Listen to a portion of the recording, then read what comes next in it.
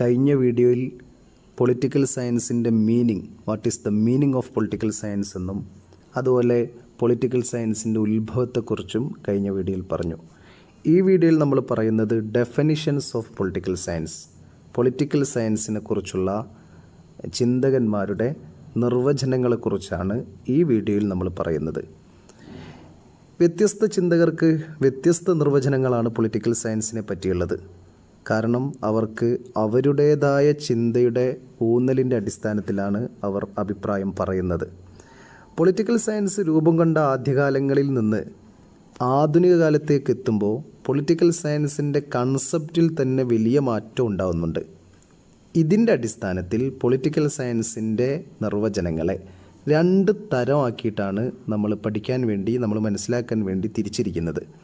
ഒന്ന് ട്രഡീഷണൽ കാഴ്ചപ്പാടും മറ്റൊന്ന് മോഡേൺ കാഴ്ചപ്പാടും, പരമ്പരാഗത കാഴ്ചപ്പാടും മറ്റൊന്ന് ആധുനികമായ കാഴ്ചപ്പാടും. ഇങ്ങനെ രണ്ട് തരത്തിലാക്കിയിട്ടാണ് ചിന്തകന്മാർ പൊളിറ്റിക്കൽ സയൻസിനെ കുറിച്ചുള്ള ഡെഫിനിഷൻസ് പറഞ്ഞതിനെ നമ്മൾ തരംതിരിച്ചിരിക്കുന്നത്.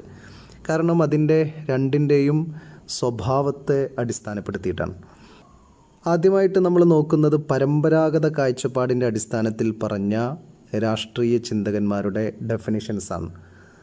ആദ്യമായിട്ട് നമ്മൾ Aristotle, father of political science ആയ അരിസ്റ്റോട്ടലിൻ്റെ അഭിപ്രായമാണ് നോക്കുന്നത്. Political science as the study of state and government, രാഷ്ട്രത്തിൻ്റെയും ഗവൺമെൻറ്റിൻ്റെയും പഠനമാണ് പൊളിറ്റിക്കൽ സയൻസ് എന്നാണ് അരിസ്റ്റോട്ടിൽ പറയുന്നത്. അതേപോലെ ഗാർണർ പറയുന്നത് political science begin and end with the state, political science ആരംഭിക്കുന്നതും അവസാനിക്കുന്നതും രാഷ്ട്രത്തിൽ നിന്നാണ്, സ്റ്റേറ്റിൽ നിന്നാണ് എന്നാണ് ഗാർണർ പറയുന്നത്. ലീകോക്ക് പറയുന്നത് political science deal with the government, political science ഗവൺമെൻറ്റിൻ്റെ പ്രവർത്തനത്തിൽ മാത്രം ഇടപെടുന്നു എന്നാണ് ലീകോക്ക് പറയുന്നത്. ഗിൽക്രിസ്റ്റ് പറയുന്നത് political science deal with general problems of state and government, രാഷ്ട്രത്തിൻ്റെയും ഗവൺമെൻറ്റിൻ്റെയും പൊതുവായ പ്രശ്നങ്ങളാണ് പൊളിറ്റിക്കൽ സയൻസ് കൈകാര്യം ചെയ്യുന്നത് എന്നാണ് ഗിൽക്രിസ്റ്റ് പറയുന്നത്. നമുക്ക് പൊളിറ്റിക്കൽ സയൻസിൻ്റെ ഈ പരമ്പരാഗത വീക്ഷണം നോക്കുമ്പോൾ അതിനൊരേ പാറ്റേൺ നമുക്ക് കാണാം. പാറ്റേൺ എന്താണ്? പലപ്പോഴും ഔപചാരിക രാഷ്ട്രീയ സ്ഥാപനങ്ങളെയും രാഷ്ട്രീയ ഘടനകളെയും കുറിച്ചുള്ള പഠനത്തിനാണ് ഈ പരമ്പരാഗത വീക്ഷണം ഊന്നൽ നൽകുന്നത്.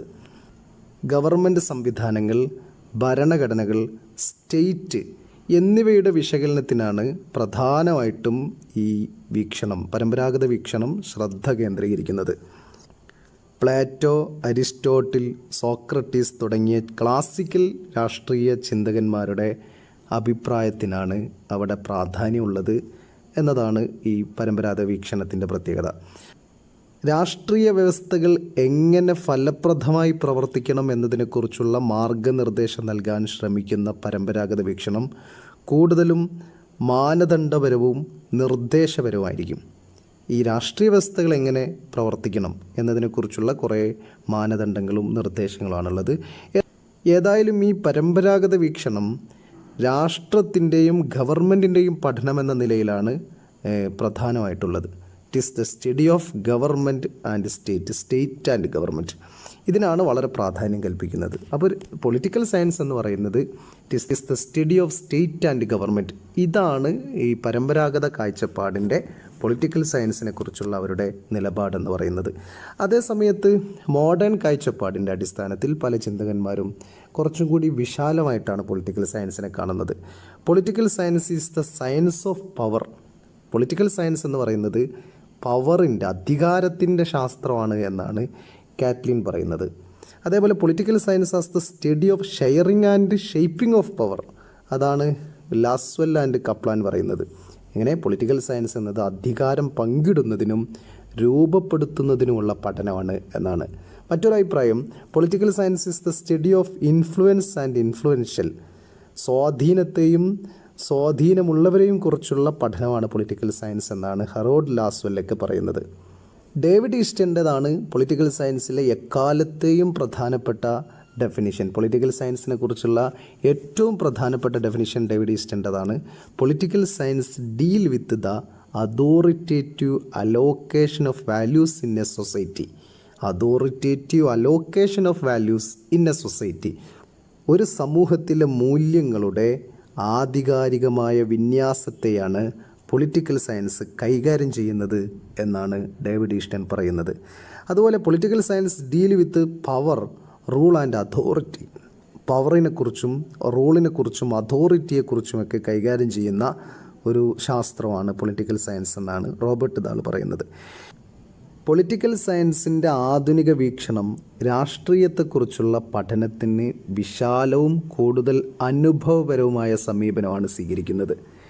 രാഷ്ട്രീയ സ്വഭാവം, അന്തർദേശീയ ബന്ധങ്ങൾ, പൊതുനയം, സാമ്പത്തിക ശാസ്ത്രം, സംസ്കാരം, സാങ്കേതികവിദ്യ തുടങ്ങിയ വിവിധ ഘടകങ്ങൾ രാഷ്ട്രീയത്തിൽ ചെലുത്തുന്ന സ്വാധീനത്തെയാണ് ഈ ആധുനിക വീക്ഷണം വിശകലന വിധേയമാക്കുന്നത്. സമകാലിക രാഷ്ട്രീയ പ്രശ്നങ്ങൾ മനസ്സിലാക്കുന്നതിനാണ് ഇവിടെ പ്രാധാന്യം കൽപ്പിക്കുന്നത്. ആധുനിക വീക്ഷണം രാഷ്ട്രീയ പ്രതിഭാസങ്ങളെ കൂടുതൽ ശാസ്ത്രീയവും മൂല്യവത്തുമായ രീതിയിൽ വിവരിക്കാനും വിശദീകരിക്കാനും ശ്രമിക്കുന്നു. ആധുനിക കാലത്തെ രാഷ്ട്രീയ ശാസ്ത്രത്തിൻ്റെ കേന്ദ്ര വിഷയമെന്ന് പറയുന്നത് പവറാണ്. അതുകൊണ്ടാണ് രാഷ്ട്രീയമെന്നാൽ അധികാരത്തിന് വേണ്ടിയുള്ള പോരാട്ടമായിട്ട് പറയുന്നത്.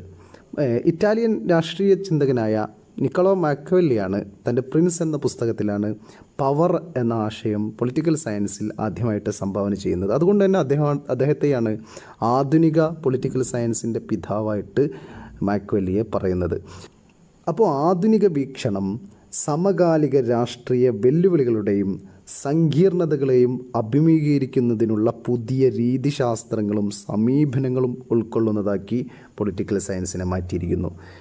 നമ്മൾ മനസ്സിലാക്കേണ്ടത് ആധുനിക വീക്ഷണപ്രകാരം സമൂഹത്തിലെ എല്ലാ പ്രശ്നങ്ങളും, മനുഷ്യരുടെ സ്വഭാവം, മനുഷ്യരുടെ സംസ്കാരം, മനുഷ്യരുടെ സാമൂഹ്യ ബന്ധങ്ങൾ, ഇതെല്ലാം പഠിക്കുന്ന രീതിയിലേക്ക് അധികാരം എന്ന് പറയുന്ന ഒരു വലിയ കാഴ്ചപ്പാടും കൂടി വരികയും ചെയ്യുന്നതോടുകൂടിയാണ് ഒരു വിശാലമായ കാഴ്ചപ്പാടിലേക്ക് പൊളിറ്റിക്കൽ സയൻസ് മാറുകയുണ്ടായി.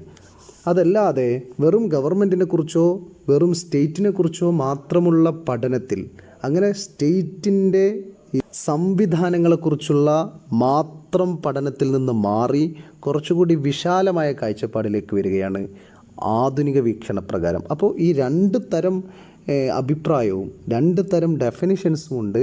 ഏതായാലും ഇത് ഇങ്ങനെ തന്നെ പഠിക്കണം, എങ്കിൽ മാത്രമേ നമുക്ക് പൊളിറ്റിക്കൽ സയൻസിനെ കുറിച്ച് വളരെ വിശാലമായിട്ട് നമുക്ക് മനസ്സിലാക്കാൻ സാധിക്കുകയുള്ളൂ.